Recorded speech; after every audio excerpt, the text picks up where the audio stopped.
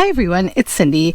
Welcome back to Studioloo. So I thought I would walk you through my process today to make a lazy boiled book. So here is a lazy boiled book ready to get boiled. I'll just show you the final thing first. So this is just layers of watercolor paper and different kinds of flowers and leaves that have been put in between. We're going to go through this together, but I just wanted to show you one done first so that you know what I'm talking about. Then I'll show you my grungy pan that I boil these in. So this is a restaurant, a really large restaurant container that is typically used for food in a steamer. I've got a, this is on the bottom. This is like a cookie cooling rack. I put the bundle on top of it because, as you can see on the bottom, sometimes some of the plant material can get burned if it falls down there, and I don't clean this out because I want it grungy. That's kind of the point. So then I put my bundles on top of it like this, and then I fill them with water to just above the paper, and I let it boil for 1 hour. I typically will put rust and stuff on top of it. I'll show you what that looks like as we get through this, but I just wanted to kind of show you the setup first, and now we'll get into making a lazy bundle. So let me get my papers here. So just grab a stack of paper. I was doing these so my desk is a little bit messy. And then I've got this, this is a bag of plants. You can't really see, but let me open it. So I have this bag I carry around, and inside of it, hopefully the camera is seeing a bunch of leaves and things like that. So where do I get all these plants and things? So there's a place where I walk, and it is adjacent sort of, there's like a graveyard here, a trail here, and woods here. And right over here is the compost, the plants only compost bin from the graveyard. And I have permission from the groundskeeper to go ahead and take plants out of there. He's also told me, like, when you're walking around, because we do garbage pickups at our cemetery, like me and my kids, he's also told me, like, you can definitely go ahead if you see, you know, flowers that were left behind by a family that have like gone, you know, bad, and like they're in their plastic, because sometimes I'll pick up all the plastic. And he's like, you can take them, it doesn't matter. He's like, you know, they're not going to last forever, right? So I don't take them when they're fresh or anything, but like when they get to like a, you know, a dying state, essentially, we pick up the trash, because the cemetery does it anyways, because it's really hard to like mow the grass when you don't pick that kind of thing up. So just explaining a little bit about my ethics so you don't think I'm doing anything like terrible, because I'm not, I promise. So these leaves were collected now 2 days ago, because I've been busy and it's been a bit of a struggle this week. I'm not going to lie. I made a video about this already, but the sound didn't capture, and I didn't want to like speed it up and do a voiceover, because this is sort of the kind of thing I like to explain as I go. So anyways, why am I calling this the lazy boiled book? Because I'm not going to do a whole lot to like arrange these in a certain pattern. Okay, I'm just going to kind of throw down some things. This is some frosty fern. I'm just going to put things, you know, down, not with a lot of major thought. Just going to kind of, you know, fill up the paper as best I can here. And you want to have kind of a blend of like leaves and flower petals. So then we'll stack another paper on top. Now the other thing you can do, if you don't have a big pan, you can fold your paper in half. Just keep in mind you're going to get a mirrored image, right? So I've got some oak leaves here. I'll just set them aside, because I want to find a flower. Here we go. So this is what I'm talking about a flower that's done. So this is, you know, the state that it's in. It's not really nice anymore. It's kind of yucky. So what I do is I just pop this part off. You can print this part too if you want. Sometimes I do, sometimes I don't. Just keep in mind you'll have more of this little leafy kind of material if you have a lot of that. The other thing to just be mindful of, because I know people have different fears and things, is, you know, when you're collecting plants, you can come across bugs, little spiders, things like that. I don't typically end up getting very many though, so it's not too terrible. So then we just kind of lay it like that.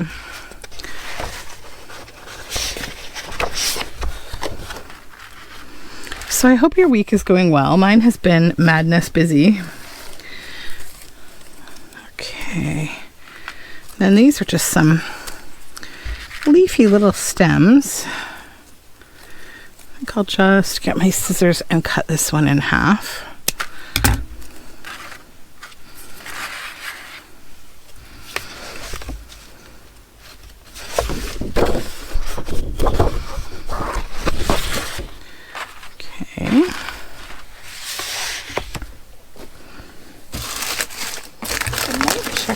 Do I have? No. Sorry about that. I was looking for this. This is a bit of tin foil that I kept the other day from, I was covering some things and I wanted to keep this tin foil because I wanted to see if I could make some grungy tin foil that I can use again and again in my boiled books. So let's see how that acts. So we will use that in here. Okay. So next I'm going to take some of these little guys, little stems. Okay, and I need another flower or some petals. Okay, so here's rose petals are really great for this process. They add like these purpley tones, which is really nice. So there we go. We'll do that. I'm good with that. Then I'll put my tin foil on next. Then I'll put another piece of paper. Let's throw an oak leaf on there. Now, I think I've told you before about the sun side and the moon side of a leaf. So this is the sun side, the upper green side that points to the sun. It's getting shined on all the time. And this is the moon side. It's down under here. The sun's not hitting it. So the majority of the tannin in a leaf, which is what reacts to turn black with rust, it's on the moon side, the bottom side. So just keep that in mind because it will make a darker print on your paper. Here's another of the little flowers that I found in the compost. Some little purple flowers. And then just this pretty little stem here. I think I'll just put like that.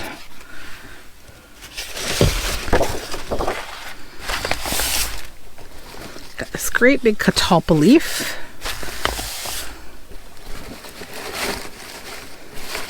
So here is a perfect rose that I found in the compost. It was already there. I don't know.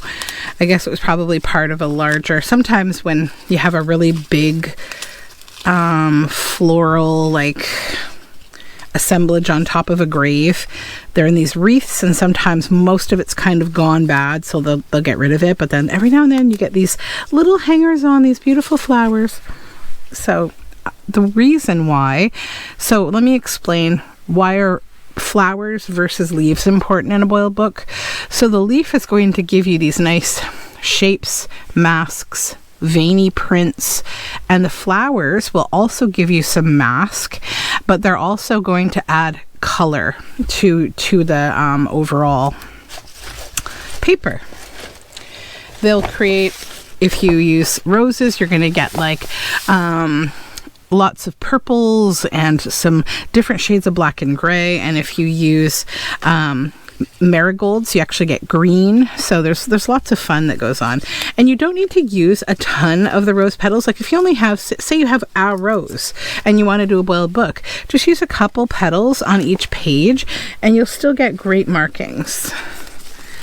So this one, I'm just going to plop that down like that. Again, we're being lazy today.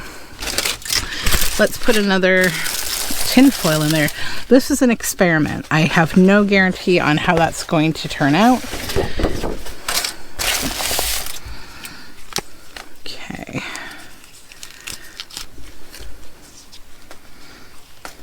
Start with rose petals. Got this little stem. This is a chestnut leaf.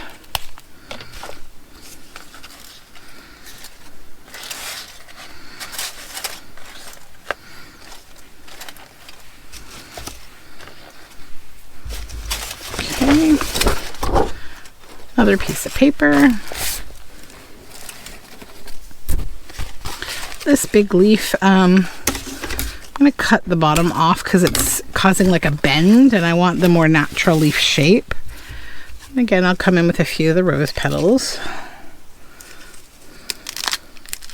I'm going to grab the top of the rose maybe and put it there. And then I like to kind of cut this back off if I can. It makes it a little flatter so that when you're printing it's not so bulky. And when you're choosing paper to do this, I think I've probably explained this in some past boiled book videos, you want to use like a heavier paper. Watercolor paper is great because it picks up the most like color. Its handling of color is the best. But also mixed media, sketchbook paper. If you don't have, you know, access to great paper, just go to the dollar store, buy a sketchbook. They have sketchbook paper and it's going to work wonderfully. Now, the most important plant and why graveyards became a thing even is because of eucalyptus. Eucalyptus is a really great plant for printing. It also is like a very popular plant in pretty much all eco dyeing. So here's a little flower I found, little mum, and that's because it holds on to a lot of tannin. So it's a very good plant, and it is often used in graveyard, you know, settings in the flowers that are at funerals and things, or at graveside flowers because of the smell. It smells really nice. It's got that kind of eucalyptus, kind of minty, vixy sort of smell to it. So I actually, when I'm making a boiled book, I always use it, actually just for the smell of it, because it's a lot more refreshing to open all of these cooked leaves and flowers when they smell nice. So yeah. Not that they ever smell bad. I've never had a situation where I felt like, ew, these flowers smell like, you know, there's no, you know, like with rotten food versus plants and flowers, there's no like proteins and things, right? So you don't get that kind of harsh, smelly situation. And that's also why you don't have bugs and things that, you know, bugs would rather be in things like mushrooms outside than plants, really. But you can still get some little guys, you know. So I'm just going to take these little flowers off of here and just kind of spread them around. And then I'm going to take the stem off. I don't want the stem really, but I'm going to keep this interesting shape and put it down because it'll do something fun. And then I might just take an oak leaf as well as a mask at the back here. Maybe a couple of them. Let's spread this around a little. There.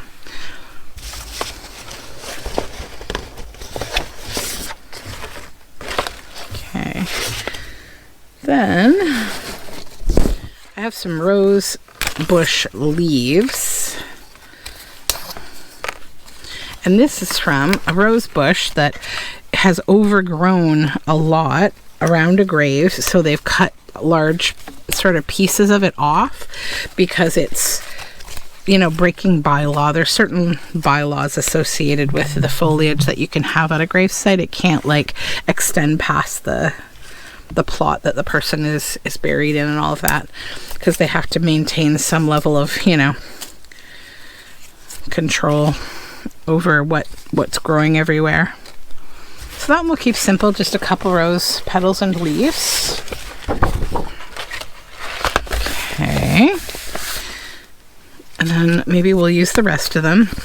I tend to go, when I'm doing these, a little quickly, and I just go use up one plant at a time, quick, so that I don't have a ton of plants all around me. I don't really consider a lot of variety when I'm doing this. And I need to make this paper because I'm pretty much completely out of boiled book paper. We have a Gerber daisy here, so I'll lay that whole thing right in the middle.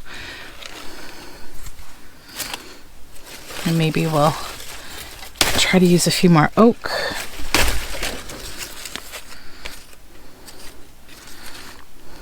Okay. Flower petal. Fern.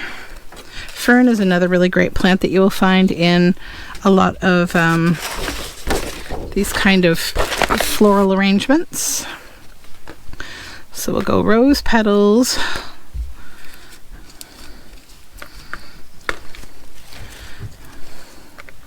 And fern leaves.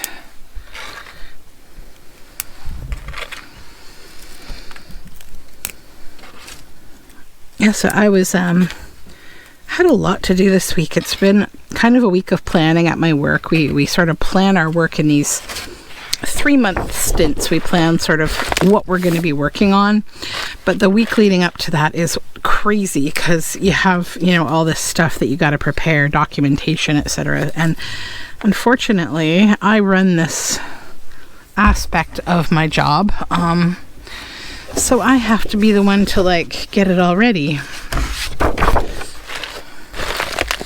All right, so I have a big sycamore maple leaf here. Aren't these amazing how huge they are? I love sycamore maple so much. I love sycamore trees, period. They're amazing. Oh, yay.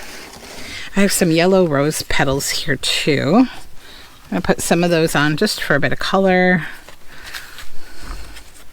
And I'll put them on top of the leaf so that they don't interrupt the veining pattern that I can get. Now, one other thing about this is once you get your bundle, you can keep going and going, like until, you know, it just, I'll show you how to keep a handle on it once I get done. One thing about your bundle, you're going to be tying it up, but you're also going to need something to create weight. So like, if you have big rusty things that you can use as weight, like a piece of pig iron or, you know, an old tractor part or something like that, that's awesome. But if you don't, that's also fine. You can use like a gym weight or a heavy, you know, any kind of a heavy dish or something that's really going to hold it down, because the weight will help the plants to press hard against the paper and you'll get better veining from your leaves and things like that. Now I also picked up some fall leaves because we're fully into fall here. So I wanted to grab some of those because when it is fall, of course, the leaves change from green to the beautiful colors that we love, and that's because the chlorophyll goes away in the leaves, leaving behind the color of the leaf, those reds and oranges and yellows, and then they turn to brown. But that's also a good time that the tannin will release from your leaves, so often fall leaves can be some of the best leaves to use when you're eco-printing. Get some more eucalyptus here. Okay.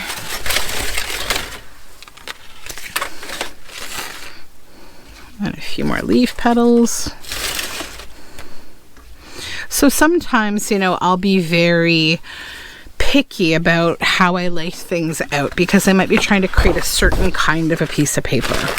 So let me sort of show you what that can look like too, okay? Just so that you get a bit of an idea. So maybe I have this long length here of eucalyptus. So I might take off these two little hangers because I don't want them.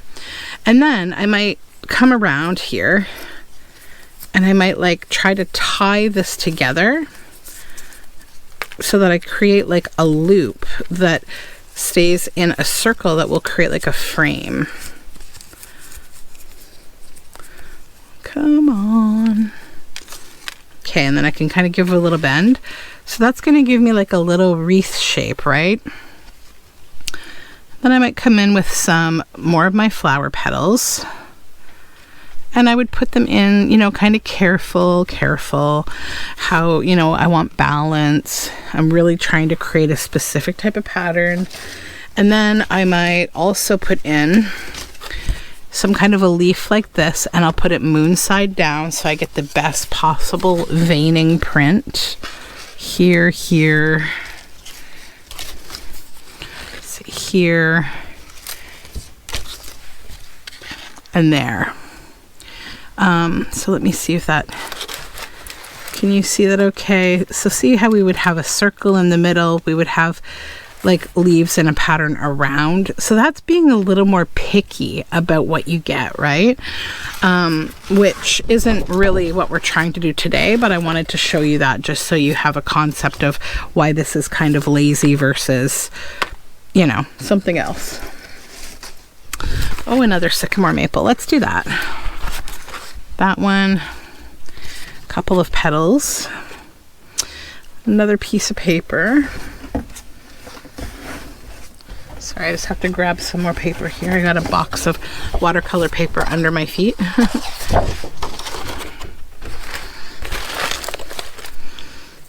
And then we'll come back to these bits that we left behind. And sometimes I will leave little bits of stem and keep the leaves together because it looks nice. You can also come in with like just a whole entire piece of, you know, greenery, just have the stem sticking out, doesn't matter as long as there's room for it in the pan you're boiling it in. And when it comes to roses, even if you just have very withered, ugly roses, or you just have white roses, trust me, they're all amazing. I had no idea till I started doing boiling books, like the value of rose petals. Oh, they're so great. And their leaves are amazing too. These leaves. Okay. I'll probably put this last piece of tin foil. Actually, I can probably get 2 more out of that.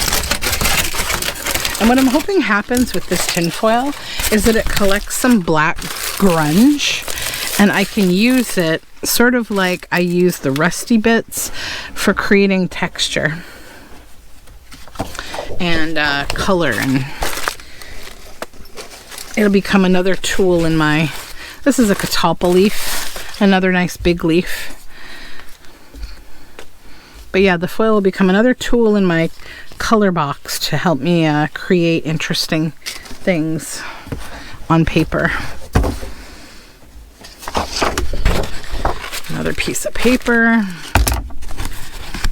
Let's go in with the rest of these rose leaves.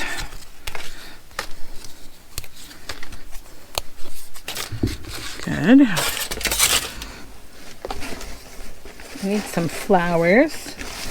I don't know what these are, but my son grabbed them and they look really nice. Now, another thing, because I'm adding this, okay, I know these berries, whatever they are, they hold water. So you mostly want to try to avoid getting things like especially leaves, you know, leaves that are thicker and they seem to hold a lot of water. You want to try to avoid those because they're not, oh, there's an oak gull. See this? This is an oak gull. So gull wasps will lay these on leaves, and it's their babies, essentially. They're eggs.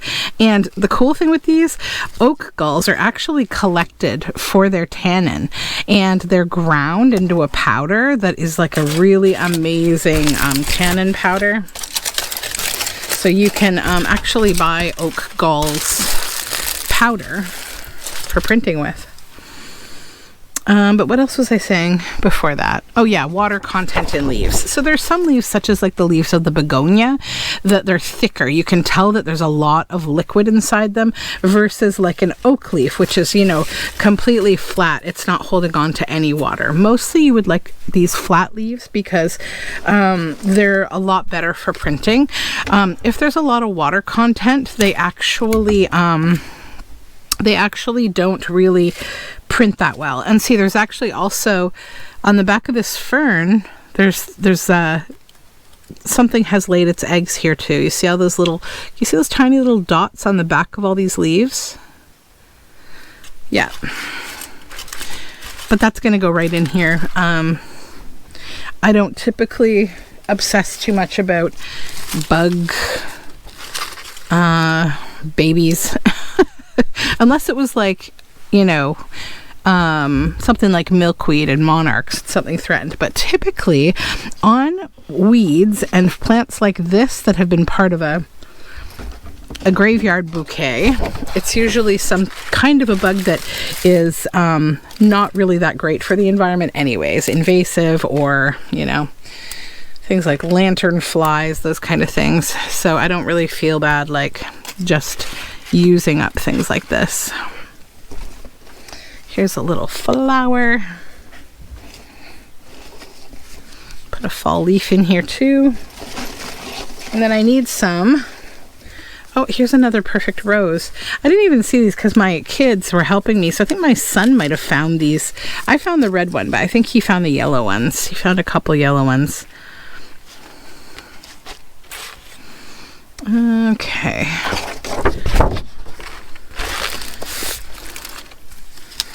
Let's start with a couple of those. Then I'll use this eucalyptus.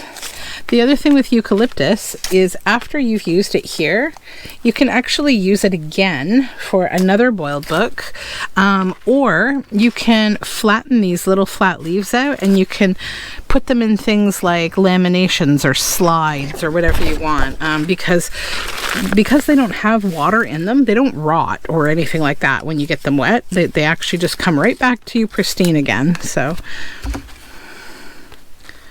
okay.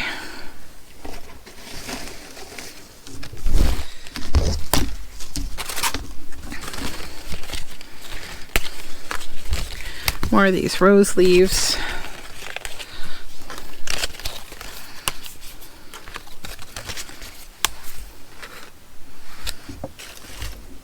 And I'm just going to keep on going until I use up all the plant material that I have left.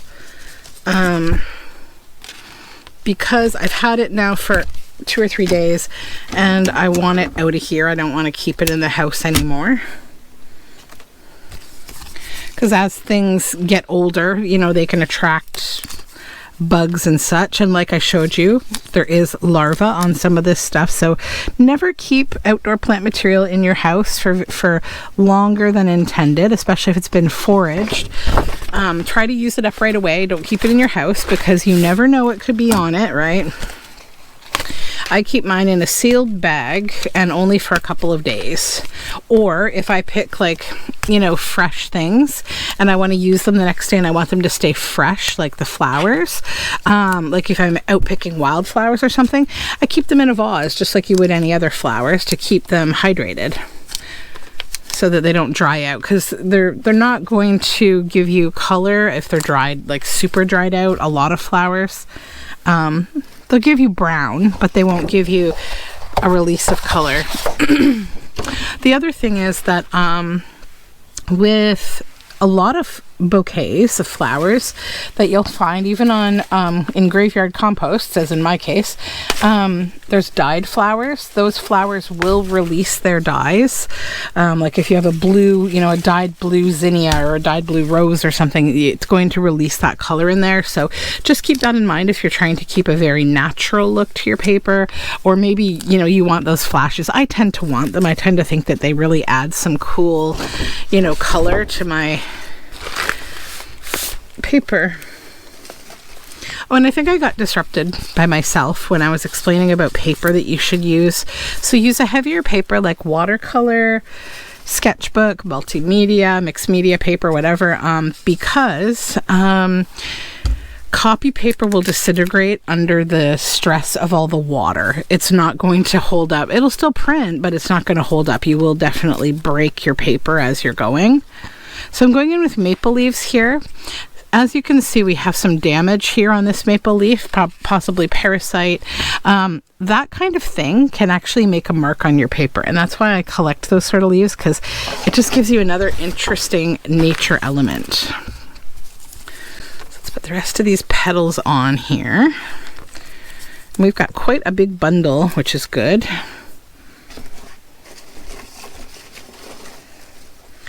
It's going to come in with some random leaves and things. Some geranium.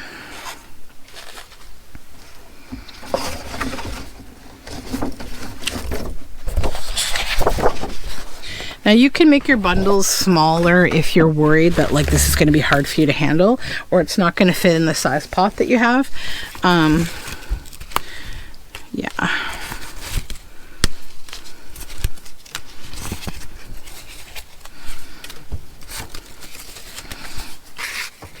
Okay. Then I'm just going to get some of my little flowery scraps that are in the bottom here.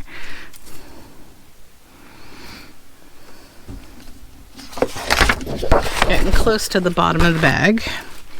Geranium.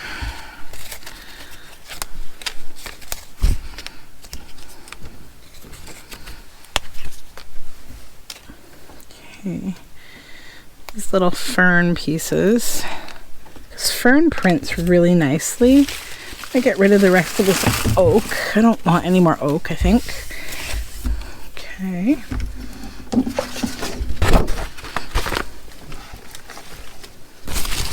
Another maple leaf. This nice big leaf. And I don't know what all of my plants are. I know what some of them are. Now this is kind of like a little potpourri here, just the things that are left in the bottom of my bag. These wispy little bits.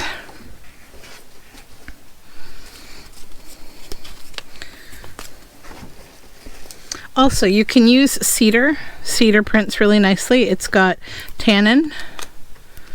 And you can use little bits of it or big bits of it. Put some flower bits here. Chestnut leaf particle.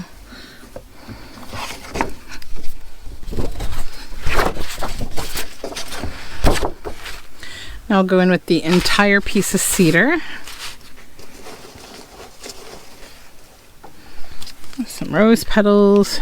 Some of these, I think these are coleus leaves, just kind of left behind. They have some color in them though, so that's promising.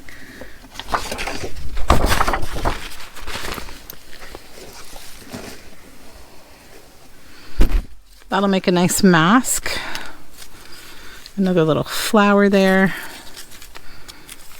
Let's see, you look at shapes a lot when you're doing this. When you're trying to create masks.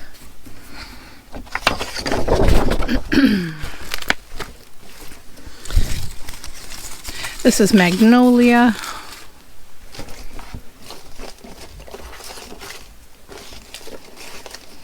Okay. So this little handful I'm about to grab here is going to be the last one. I'm just adding these bits because there's color in there. Okay, we have a flower here. And when I lay flowers down that I try to get a print from, I will just do it really specifically. You can't see that, but hold on. There we go. So see, I'll try to lay it down like that so I can get that shape. Now, the other thing is, if you have rusty things that are flat, like flat pieces of rusted metal or cogs or parts or things that are nice and like flat thin, you can lay them in between these bundles with your flowers and you will get a rusty imprint of those, okay? I'm not going to do that this time though, because I want to just keep this a very simple boiled book so you can see how nice it will still turn out despite it being very lazy and very simple. So now I've just got some weaver's thread here. I'm going to drop it on the floor beneath me. Then I'm going to take it and go across just one thread. You can tie the bundles up with whatever you like. I'm just using this because it's what's hanging around. So just kind of even out your bundle, press it down. And then get sort of in the middle if you can and tie this down. We're just trying to manage this and keep it as one big sandwich. That's the point here. So then I'll just tie a knot That's just going to help me keep things kind of under control. Okay. Then we're going to take the attached end here and start to just wrap it around, because you're just trying to manage this whole bundle, and just kind of even it and press it as you go.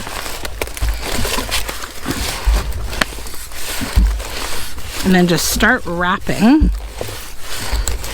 And I kind of go all one direction first. I'll turn it and then start on the other end. Again, just press and wrap. Now, try not to go so tight that you're cutting into the sides of your paper, really, if possible. But like tight enough to keep it together. So once I have that, I've wrapped both ends. I'm going to switch directions, kind of like when you're wrapping a present. You got to go this way now. And that's going to hold it together from that end.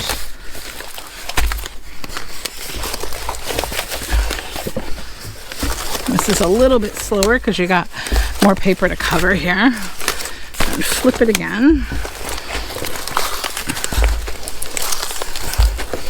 And then if you want to, some people like to wrap this entire thing either in, a piece of cloth. If you want to dye cloth at the same time, you can. A piece of cotton, or you want to wrap like a big piece of, paper around it that's good and strong again. So something like the meat paper that you wrap meat in would be good, that butcher's paper. Something that won't disintegrate in hot water. Okay, so here's our bundle. So that's your lazy bundle right there. Now, where's my pot? Here we go. So let me move the lazy bundle and I'll show you. There's my big pan, okay? So I'll put my cookie sheet in the middle, and I'll put my second bundle on top, press it down, so we still got space above it to put water to immerse the whole thing. So now I got to get my rusty bits to weight this down, so just hold on, I'll grab them. Okay, so I'm coming in now. These are strategic rusty things. These are big rusty cogs that I got at the Aberfoyle flea market years ago. And they're going to do kind of double duty. They're going to print on my paper, they're going to make marks, and they're also going to keep weight down on my bundles. This is the kind of flat metal I'm talking about. These are perfect. If you have something like that, put it in between your layers. Also, jar lids. This is a Bernardin jar lid. They will get nice and rusty, and they can create a lovely mark there. So that's what I'm going to go with as my weight. And now what I do, I pour vinegar, just a splash of vinegar all over the top of this, and I'll fill it up to just above the paper line with water. And then I put it on 2 burners on my stove top, and I turn on the fan to suck up all that steam that's going to come from it boiling. Once it gets to a boiling point, I boil it for 1 hour.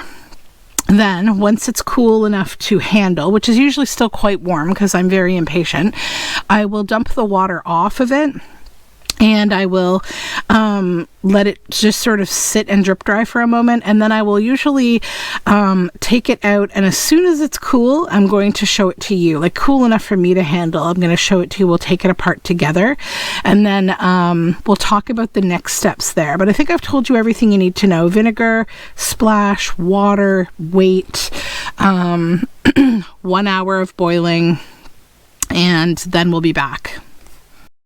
Okay, we are back from our hour of boiling and like maybe 10 minutes or so of just cooling, draining. Gloves for this stage so that we don't get this rust all over us. So this is first the lower immersion bundle that was on top, and underneath it is the other bundle that was fully immersed. This is just another rack that I'm going to set them on to dry, and have a little trash can or something near you, or a compost bin that you can throw your plants into. And we will just cut these strings. Now, if you wanted to, I forgot to mention this earlier, you could also wrap your bundle in like long pieces of cloth or something too, if you wanted to create, or yarn, if you wanted some like grungy dyed string or yarn for your projects, you could also do that. Okay, so there's our tin foil. We'll see what that did. We'll see what happened. So you see on this top one, we get the string marks, and that's kind of cool. And then this is where it didn't get immersed. You can see a bit of my cog there that was on top. Okay, let's do this. So lift this up. Here is the back. Put it over here, and I will take the flowers off, and you will see that we get a little flowery mark there. Might be a little hard to see. I totally acknowledge that with the light and everything, but you will see some things. Also, if you find your paper is getting a little delicate for any reason, maybe the paper you used wasn't as thick, or sometimes the metal bits on top might have caused like a rip or something. If anything feels too delicate to you, you can also let it drain longer and let it dry a little bit. And then once this is dry, you can actually just swish all this right off. It comes right off when it's dry. So I'm lifting off the leaves now. You can see here the chestnut leaf, that big mark there. And I just kind of bring them off one by one.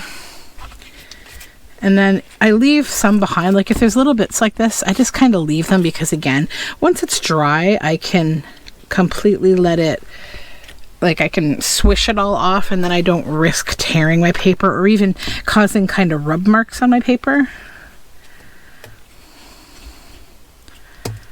Okay. I actually hate wearing gloves to do things like this, but it's probably best. Also, if you ever are working with rust in any way, or metal or machinery or anything like that, make sure you're up on your tetanus shot always. That extra layer of safety. Oh, I can smell that lovely cedar. And we got some nice markings on this page over here, but look at this side. We really got that nice tannin. Great marks. There's that rose petal, and just the little leafy bits here and there.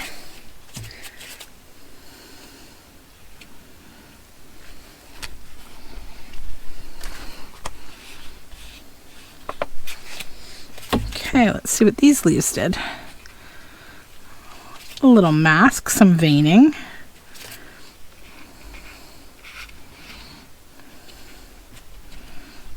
Got a leaf print from that. There's a flower there. It didn't really do much, but that's okay. So the other thing about this technique is that even if, you know, when you're new to this, maybe the plants that you select don't give you very good marks, or maybe you don't tie it tight enough or whatever, all in all, what you end up with is still going to be awesome, because of it being a boiled book, and the rust and the grunginess of like the plants and what they deposit in the water. You're still going to get this like purpley gray hued paper, which is really, really nice to begin with. I think I'm going to take my gloves off, because I just don't like working with gloves on. Yeah, I'm going to take them off. There's not so much rust now that I need to be concerned, like with, you know, rust. It's more just water now. So let's just remove them. Yes, I'll get some black marks on my fingers, but for those of you who hang out here, you probably are used to the fact that I'm not a manicure channel. Okay, little leaf. Nice little pink marks from a flower.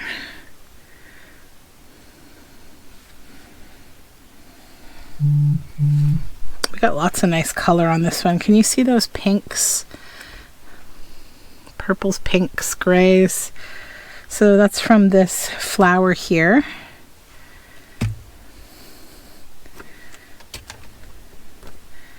Nice masks of the leaf.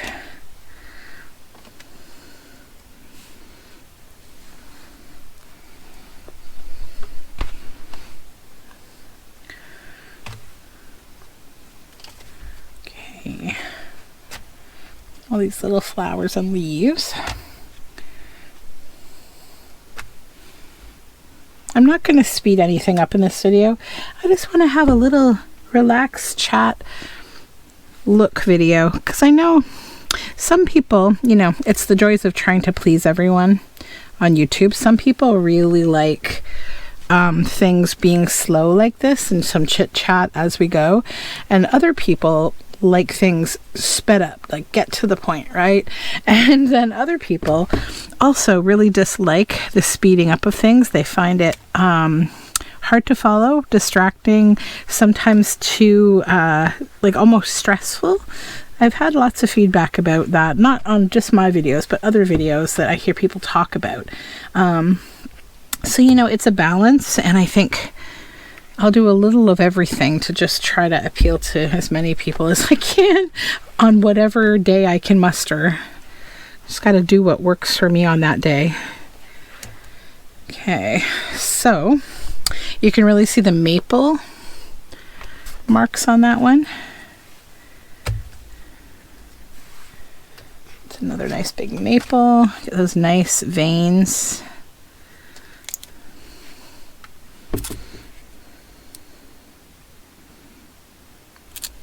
And you can definitely scan these so that you can have images that, you know, if you really get nice prints that you love and you want to use the image again and again.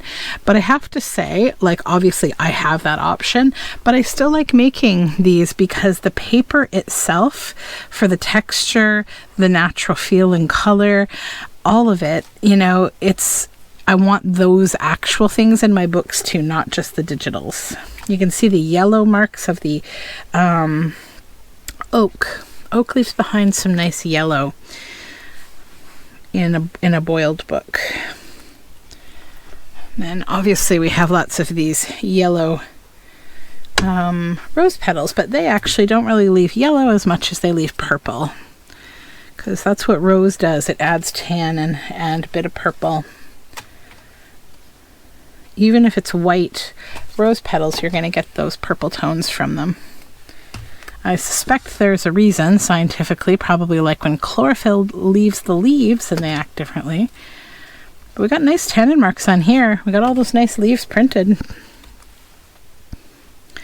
So after I do this, I will show you some dry paper from the batch that I did in the original video that I made for this, but the sound didn't record because, I don't know, goblins or something.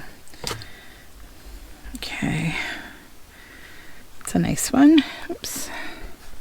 And if you notice that you accidentally get a few tears, do not stress. Let me show you what I do. So I don't even know why this works, but it does. So see, there's a little tear there in this watercolor paper. Just do that. Literally just rub it like that. It's going to heal itself. When it dries, it's going to heal. It's going to stay together.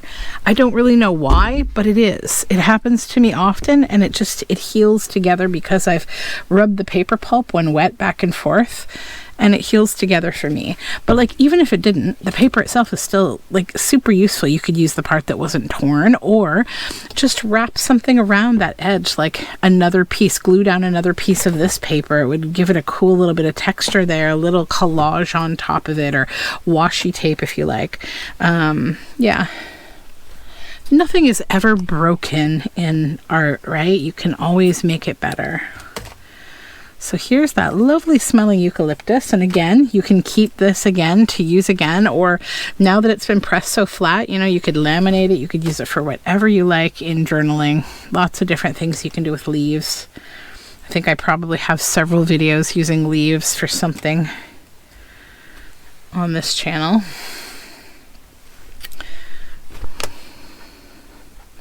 Then we have fern.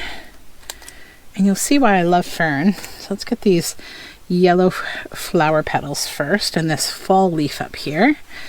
And then ferny goodness. See the nice different kinds of marks you get from fern? It's so nice. Okay, oh, we have a leaf on the back here. Let's get that off. The back side of that's really nice. Okay. Fern, amazing. Fall leaves are really pretty too. I think they've offered more overall redness. Like, I don't know if you can see that these papers feel more purpley red. And what's changed is that we're in the fall leaves now. So this is what was sitting against the tin foil. Now it's sort of made like striations, markings, but nothing specific to the tin foil.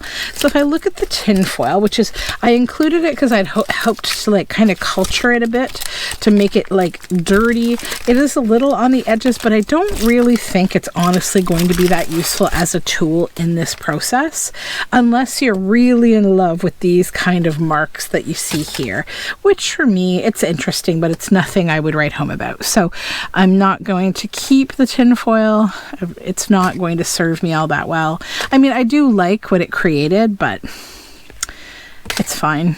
Oak leaf, so pretty.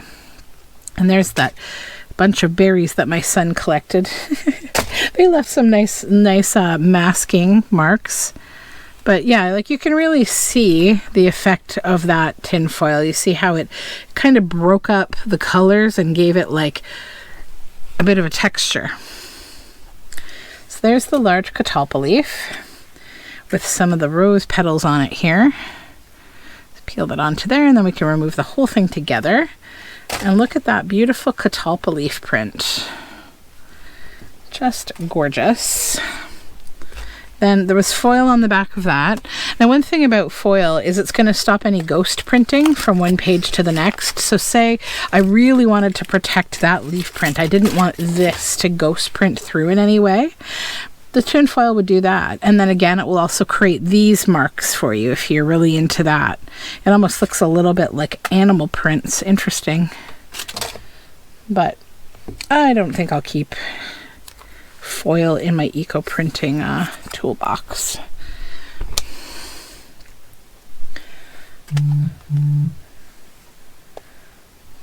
Okay, so we get these leaves.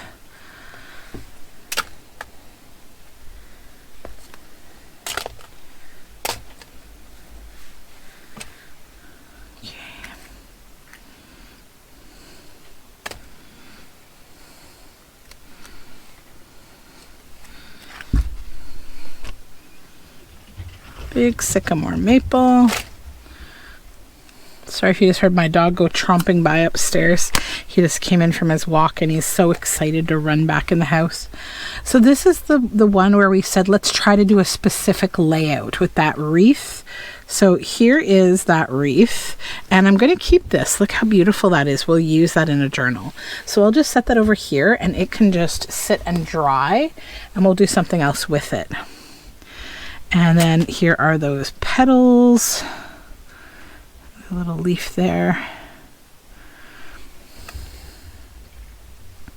Now there's a lot of redness coming out of this eucalyptus. This particular eucalyptus has a very red coloration to it. I don't know. But this is what the page looks like. So thoughts are, I did get half of the circle, but not as strongly as I would have wanted. So that's one of the realities of doing eco printing. Maybe if I'd put mask in between it of plastic or something, it would have been more defined, but possibly not. But you just keep trying. It's like hard to get predictability with boiled books. It's easier with eco printing because it's a different process. It's like, especially if you're steaming rather than boiling, but like both have their reasons. You will not get such, interesting paper like this from any other process. Like this type of paper needs to be from a boiled book. And yeah, these fall leaves 100% are causing more reddy purple kind of colors. The removal of the chlorophyll from the leaves definitely changes how they print. And you can really see it on here. There's like some, blue here, lots of purpley red, some yellow, and this was against the foil on the back. So yeah, the foil is interesting. It does make some interesting marks, so you might want to keep a piece around if you like this. I think it looks kind of like a butterfly or a dragonfly wing. Got nice marks on both sides of that. Then we will pick up that leaf.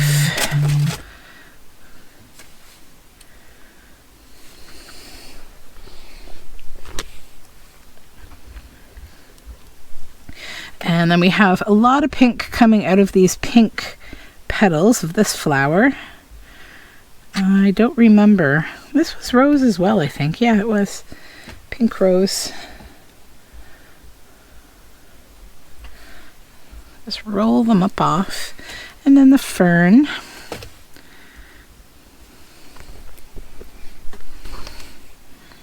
More fern.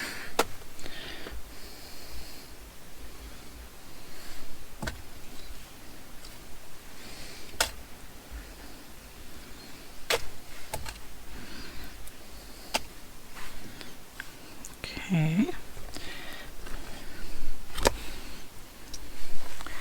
All right, there's a big Gerber daisy, and we did get the petals and the leaf marks.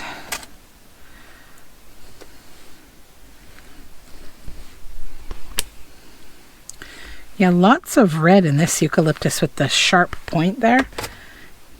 It's different than the rounded eucalyptus. It's very pretty. I don't often find that variety in my foraging, but every now and then you do. Another nice leaf to use in boiled books is birch. It leaves speckles, which is really nice. Little tannin black dots speckles. This is maybe the pinky purplest boiled book I've ever made. It's totally down to the eucalyptus, I think, and the fall leaves.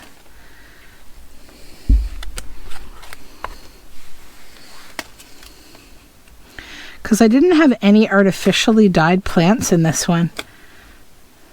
Sometimes those can really impact the overall look of the book that you get, because it's a synthetic dye, so it can really spread around.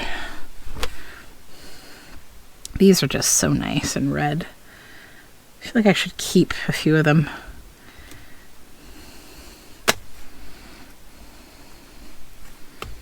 I'm getting some nice speckles there too on that eucalyptus.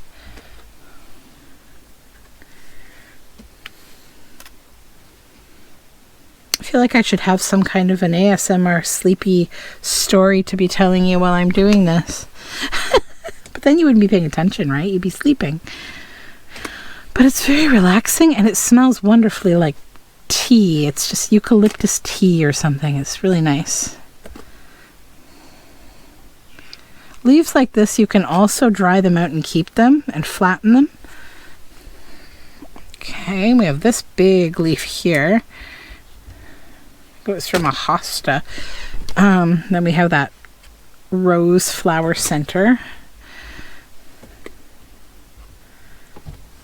There's the imprint of that leaf on there for sure. Oops, we got 2 pages here. Okay. Chestnut leaf.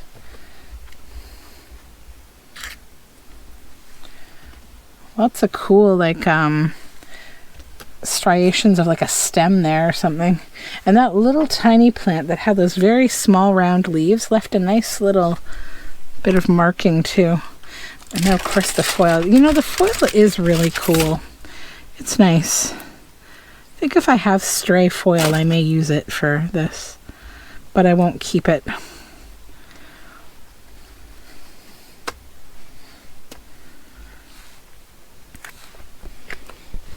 Got some rose petals stuck here. Got some nice green on this side too. See all that green in contrast to that purple? Nice big catalpa leaf.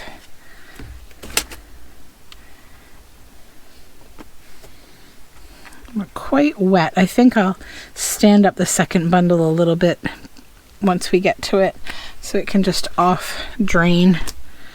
Okay, maple. Yay. Little purple flowers. Eucalyptus. Oak.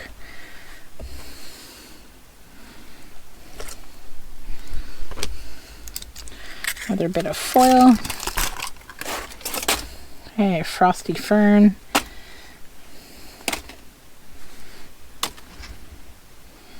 is just some bush, I don't know, that I pulled that off of as I was walking.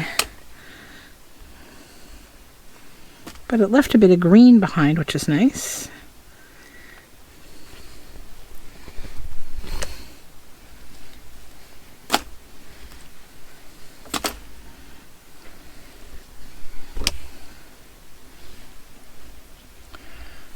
Okay.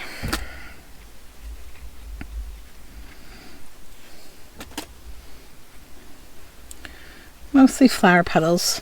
So the other thing about low water plants is, you know, if you use a higher water leaf or plant, they get slimy and really hard to remove from your paper. As you see, most of this stuff just lifts off, and it's because the plants themselves aren't retaining a lot of water, so it doesn't create like a slimy, mushy plant. And there is our last page for this boiled book. Now I'll lift up all these strings that were from that one and just maybe give this a little stand up for a second.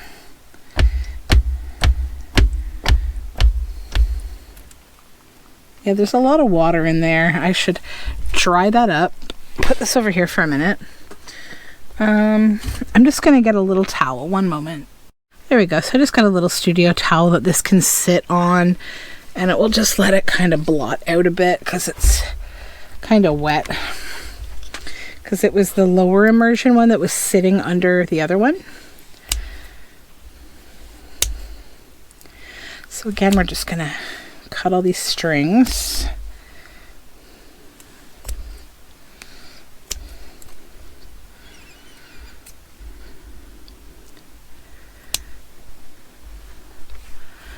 Push them away. Just make sure you get them all so that you don't accidentally tear your paper. It doesn't dig into it. Okay. Let's start from the corner here and get that first paper up. Wow.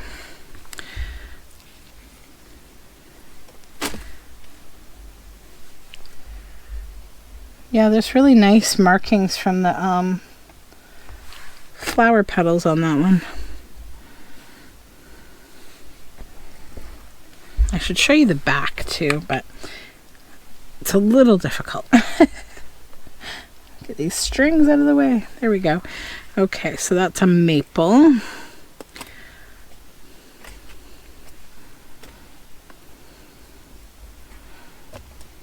These are rose leaves, I think. Little flowery bits from an unknown floral.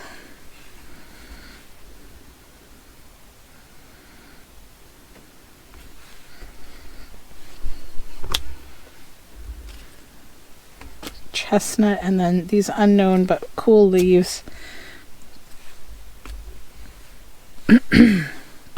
I think they were actually from a moonflower plant, because I found a few moonflowers, which are so beautiful, right with those leaves, and they had this rubbery look to them, so I think they may be moonflower. Okay, we got frosty fern and rose petals.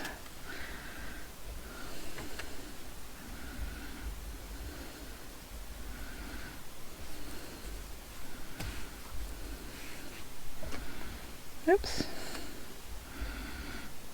Get rid of the rose petals first, and we can see the marks from the frosty fern. I love the shape of those plants.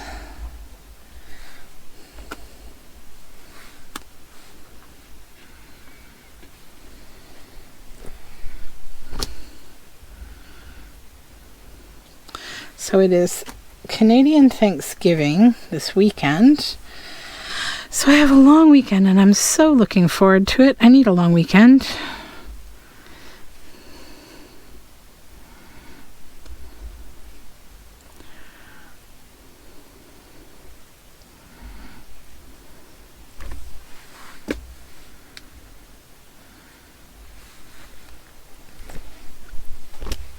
Okay.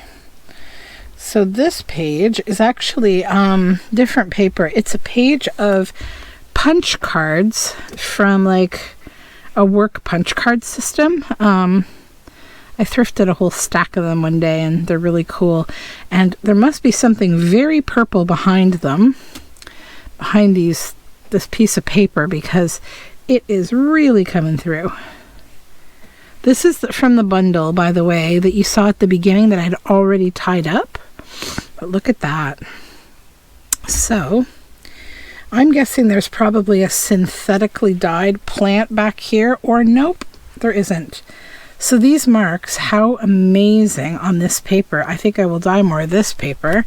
It's just literally frosty fern and these pink rose petals. So see, magic can just happen depending on so many factors, like the paper, the plants, the season the plants are in, the shape the plants are in. Anything can impact that. So yeah, I think I will definitely use those punch cards for dyeing, because this almost looks like lungs. That's funny. Because they really print beautifully.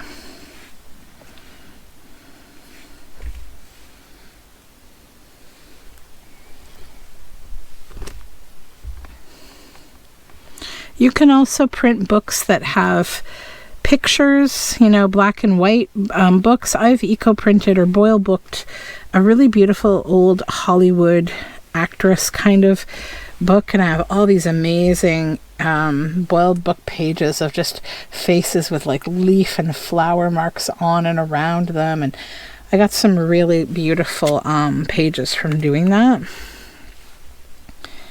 Oh wow, look at that. Look at all those nice little stems all coming from these. These really intrigue me, these fine little leafy stems. I didn't know what kind of plant it was. There was just a little bit of it, but I knew because it was so fine that it would do something really cool. And surely enough, thankfully there was enough tannin in the stems and those little tiny leaves to leave great marks on this paper. So I'm not going to remove all the tiny little leaves right now. I'm just going to get these pink flowers up. I'm just going to leave the rest of it though, so I don't rub the paper too hard and cause it to like get damaged. When it's dry, I can just sweep them right off. That's another one of those, I think, moonflower leaves. They're so beautiful.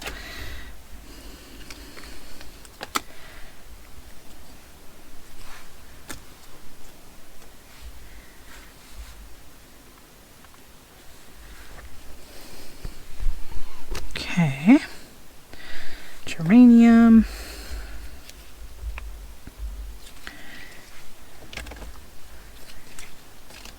The geraniums have a lot of tannin in them.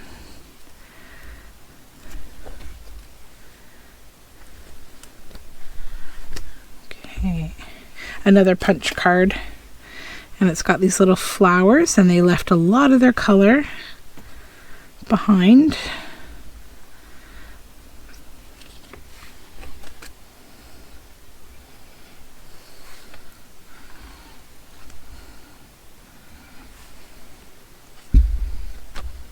That side's really nice.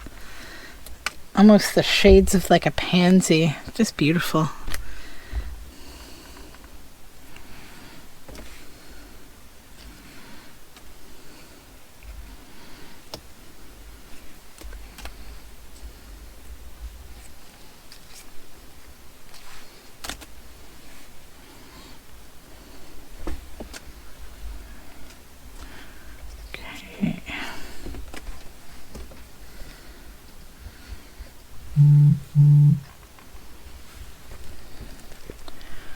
Some flowers on here. I'll just peel those up too.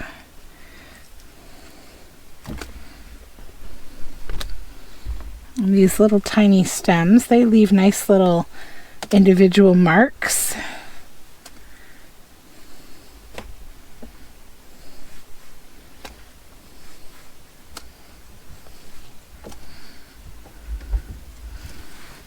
Okay.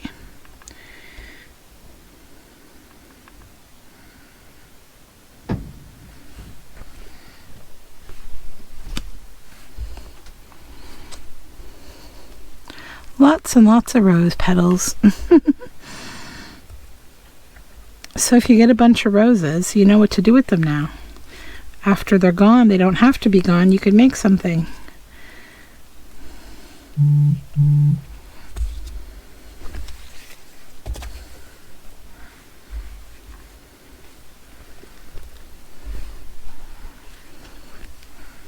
Okay, these little stems here. Left a bit of shadowing, not as, remarkable as I would have liked, but that's okay. And we have something that's thicker than everything else right in this little spot, so it's causing a little hole. So I'm just going to rub over it with my finger. And it's this flower backing.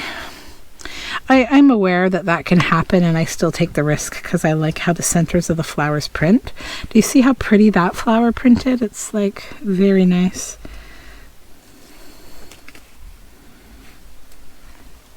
Should be able to pull this one up the same way. Okay.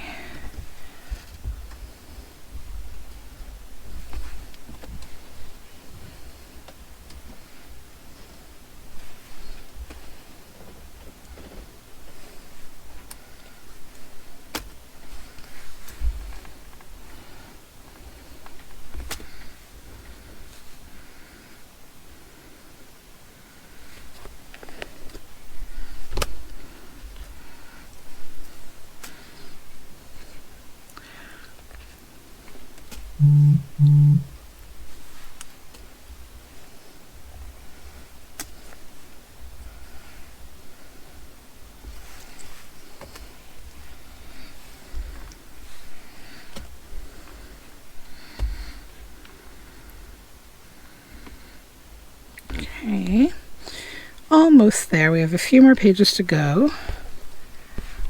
Stay with me. This is a long, quiet, relaxed video, maybe. Although I am chatty in parts. These are nice leaves. Leaving really nice prints behind. This is a really swirly, pretty one.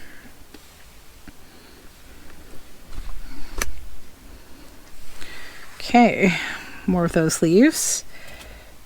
More of those little flower petals. Those are, I think, from like a Gerber daisy or a zinnia or something, I don't know. And this little bit of leaves here.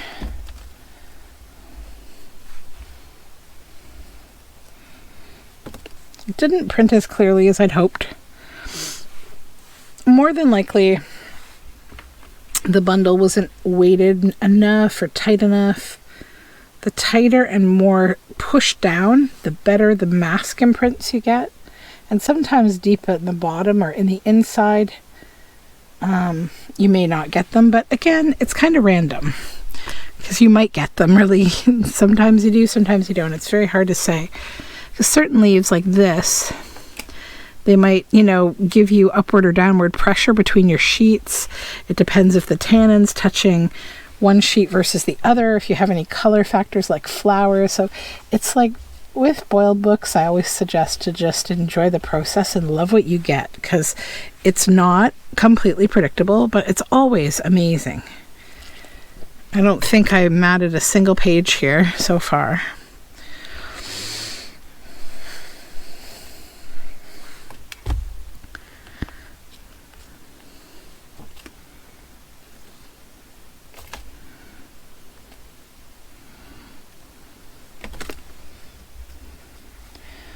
And again, you can be a lot more decisive about the kind of plants that you use and the way that you lay them down. This is a lazy book, so I wasn't. I just kind of threw whatever, wherever, used a whole variety of different plants that can do different things and didn't think too hard about it. And that's sort of the purpose of this video, is to show you not to worry if you haven't, taken a class or learned or watched enough videos or done a workshop on something. Just try it. I think you'll find that, different people learn different ways, but I think everyone, to some degree, is a hands-on learner. I don't think anyone doesn't learn from hands-on. Some people might need those other ways, like that visual or audio or, you know, paperwork to study, or however the different ways people learn. But I think doing in like a low stress environment like this, you're always going to learn, because you're feeling, seeing, smelling, you know, doing.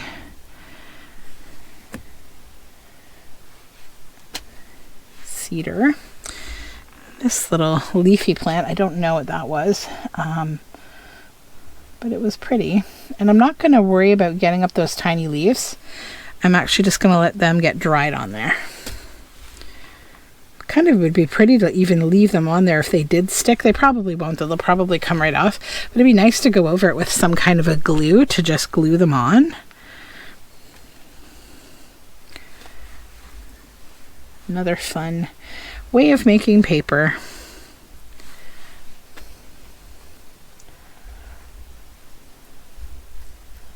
Speaking of glue, my pot of Mod Podge, which is sealed thankfully, fell behind my desk earlier, and I need to get it out of there so I don't forget.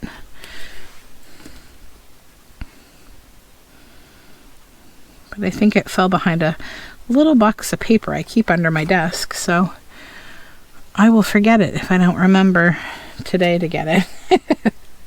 It will be lost forever until the next time I need Mod Podge, and then maybe I'll remember that it happened. Maybe I won't. Okay, we only have maybe 1 or 2 pages here left. And then I will move on to the next stage of showing you what does this paper look like when it's dry. But I'm not going to show you this bundle in the interest of time. I'm going to show you the bundle for the video that I made for this originally, which is exactly the same video, that didn't record any sound. So you'll see those instead. And maybe I'll show you these like in another video another day. You'll definitely see them in my projects. If you stick around here. Oh, that's a nice page for the last page. And the other side, we get the nice marks from the cookie sheet. So we'll get rid of these strings now. You can use these again if you want to, but I don't think I will. So let me clean up here, and I'll come back with the dry paper from yesterday and show it to you. Okay, so I am back with the paper from the last video, now dry. So on the top of this bundle, I had some of those cards. So the rusty stuff, the cogs were sitting on this. So this is my top paper, and you've got geranium and eucalyptus on the back of that. So these are really nice. I love these. Eucalyptus. This was a catalpa leaf. Eucalyptus with some green left behind from marigolds. More eucalyptus on back. More of those lovely cards. Eucalyptus and a little purpley flowers. Geranium. So see overall just the beauty of these papers. You know, imagine them in your journal. They're just so botanical, grungy, wonderful. You know, these would honestly look nice matted on white on a wall. Like they're really frameable and pretty, ghosty, and lots of nice marks. This is alum leaves, the alum plant. Some nice like fern leaves. Here's a good image of a good leaf mask that happened. Nice leaf prints, little flower petal prints, and fern prints. Another catalpa leaf. Nice leaf prints on the back. And then this was lots of eucalyptus over like a leaf at the back. I think sycamore maple. Yeah, that's the sycamore maple leaf. It's a little, and see, here's an example of how easily the things come off once it's dry. They become like little tissue pieces or something. Got a nice mark from the fern on this one. And this fern marked beautifully. So this is the thing, like you can never really tell exactly what's going to happen, but amazing things always do. This is more textured watercolor paper, and it really printed beautifully. Chestnut. The higher quality the watercolor paper, the better marks and prints you'll get. Same as with when you're painting. I recommend, you know, thrift for it, you know, if you can't find good watercolor paper for a good price. Here's another catalpa leaf, but also look at the little stems here. So pretty. And we have fern markings on the back. So like both sides of the paper are interesting. This one I put behind it was a catalpa leaf, and in front was a chestnut leaf. So we got like a double mask. This is a sycamore maple. Got the really beautiful, like all the veins. This was actually on the back of an Artist Series watercolor paper. Now this was heavier paper. It was 20 sheets of 300 GSM. And I think I got this at like the Dollarama for $3.25. So like inexpensive paper, but it's this, and it's good and thick. And look how nicely it prints. So, you know, don't discount your dollar store watercolor paper. It's actually really good for this. So that being said, I'm going to wrap up this video. I know we've been here for a while, but I wanted to just take you on a slow stroll through the whole boiled book process. And yeah, thanks for hanging out with me. Let me know if you have questions, or if you're going to give this a try. I would love to know, and we'll talk soon. Bye for now.